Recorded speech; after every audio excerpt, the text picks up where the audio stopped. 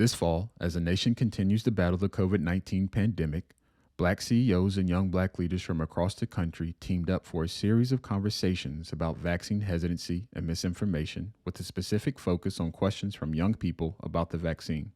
The Centers of Disease Control has given us some really good guidelines for us to follow. And just because other people are not wearing a mask doesn't mean that you do not have to. Um, you can wear your mask to school. There's nothing preventing you from wearing your mask, even though there's not a mask mandate. And there's other things that we can continue to do. That's Dr. Darren Anderson, CEO of the New Jersey YMCA State Alliance, talking with Zainab Anafawakin about the importance of the COVID 19 vaccines and the importance of wearing masks as students and teachers return to the classroom. Good afternoon, Dr. Yanis. I'm Zainab Naf walking with Mirrors U Corp in here in Tampa, Florida.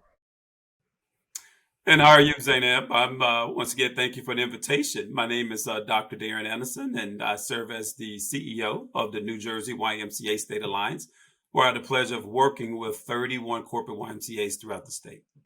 I actually had a few questions for you today, if you don't mind me asking. Let's go for it. Should I get vaccinated if all the people closest to me have already been vaccinated? I think that's a very good question and a legitimate question. This is what I would say.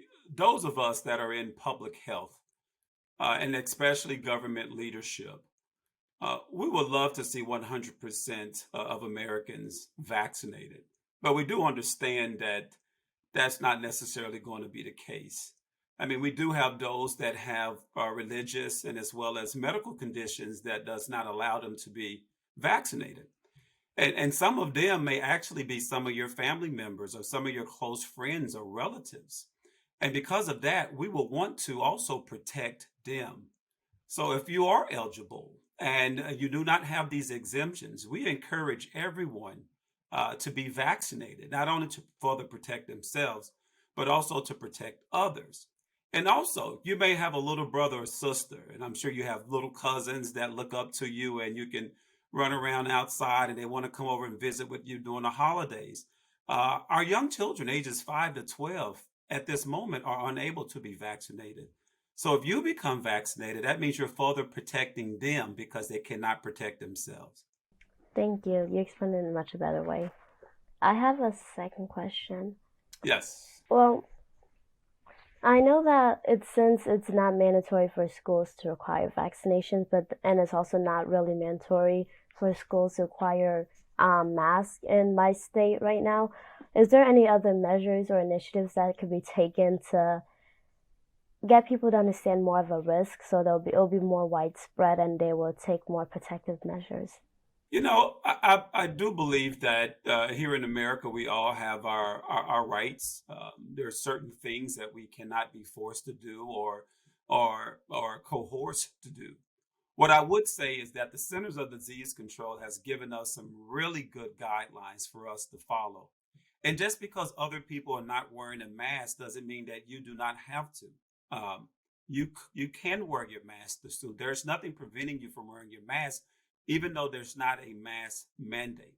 And there's other things that we can continue to do. Make sure you wash your hands. Make sure you cover up your cough. If you are eligible to be vaccinated, please get vaccinated. And, socially distance. I know it's very, very difficult to do while we're in school. But if you notice that others are not wearing masks, and you are wearing masks and they're friends of yours, you can always still communicate with them with a little bit of distance in between. So once again, the ideal is to protect yourself so you can protect others. Thank you. That was so informational. And I do very much agree that even if we ourselves are more immune and stuff like that or have a vaccine, we should still wear a mask. Absolutely.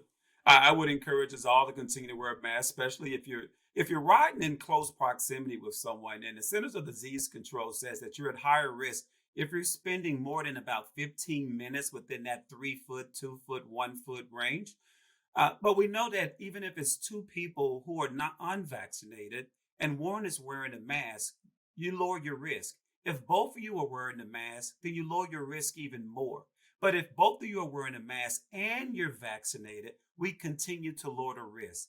Our collective goal across this country is to lower the risk if we cannot eradicate COVID-19. Thank you, Dr. Anderson. Thank you, Zab, for having me. And I hope that I encourage us all to continue to practice our public health and population health measures to make us all strong, healthy, and for us to have a great holiday season. I want to thank you and encourage you for your leadership. I recognize that right now COVID-19 is not a desirable topic for anybody. But the fact that you are taking this interest, you're asking those questions, and I hope, which we need in the future, is those that continue to enter into the public health and population health field. So as you continue through school and you're considering yourself for further education, I hope you consider health sciences. Thank you. And I really will. Thank you.